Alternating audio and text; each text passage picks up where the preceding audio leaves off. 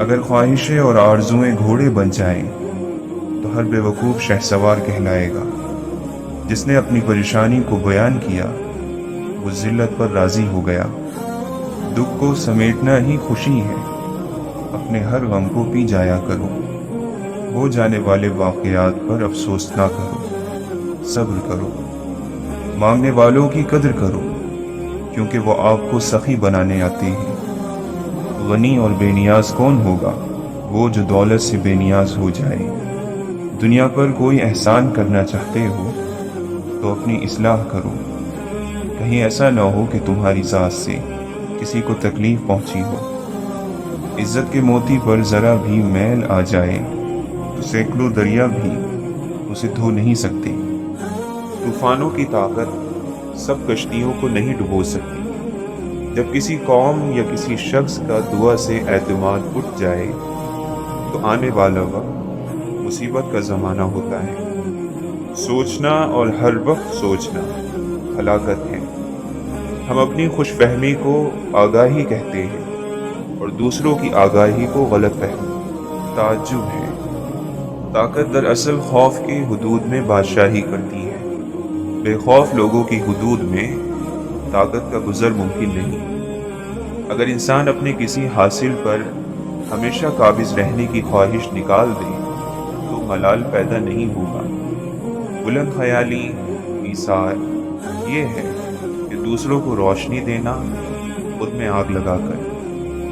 جب تک انسان کو اپنے عقیدے پر مکمل اعتماد اور یقین نہ ہو، وہ حقیقت کو کیسے قبول کر سکتا ہے؟ جاگنے والے زندہ ہوں، سونے والوں کو کوئی نقصان نہیں پہنچا سکتا۔ لوگوں سے الگ رہ کر سوچو گے تو لوگوں سے الگ سوچ مل جائے گی۔ رشتوں کی خوبصورتی ایک دوسرے کی بات کو برداشت کرنے میں ہے۔ بے عیب انسان تلاش کرو گے تو اکیلے رہ جاؤ گے۔ جو حق سے منہ موڑتا ہے وہ اپنا رخ تباہی کی طرف کر لیتا ہے۔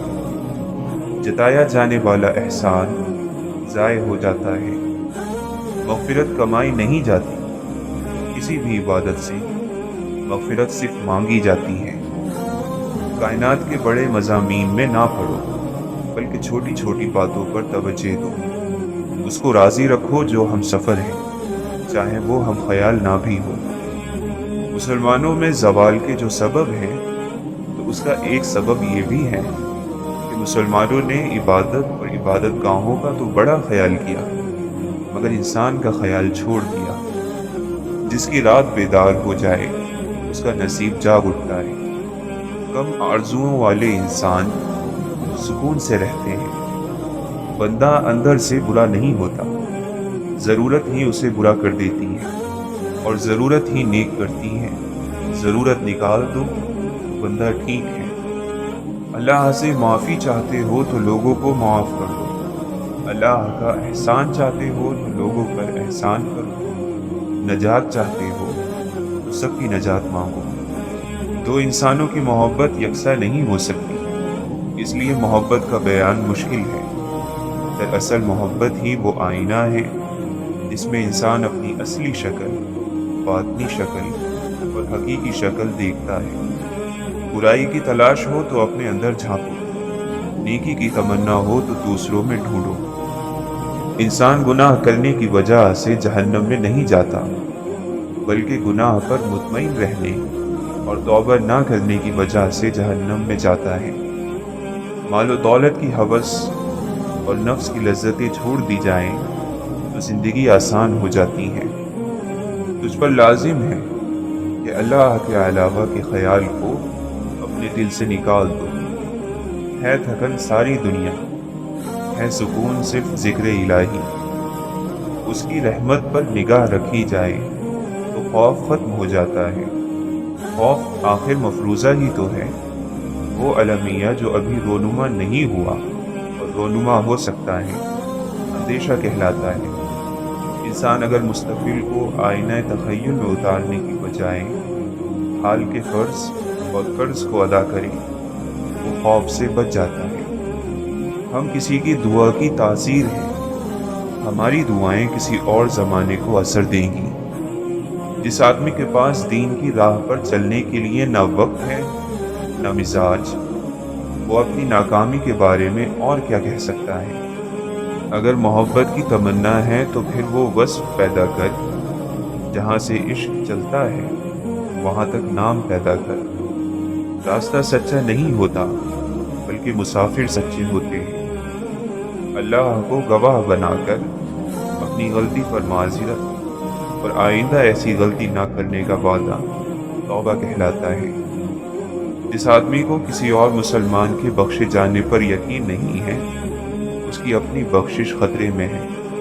अल्लाह का दोस्त वो है जो अल्लाह ताला के अलावा किसी चीज़ से गनी नहीं होता, यानी उसका दोस्त उसकी ज़ात के अलावा किसी चीज़ से आराम नहीं पाता, इसलिए कि उसकी ज़ात के अलावा उस दोस्त का कोई मकसद और कोई तलब नहीं होती। ऐसे आदमी से नफ़रत नहीं करनी चाहिए जिसको अल्लाह मुआफ़ कर सकता है, और अल्लाह तो हर किसी को मुआफ़ कर सकता है।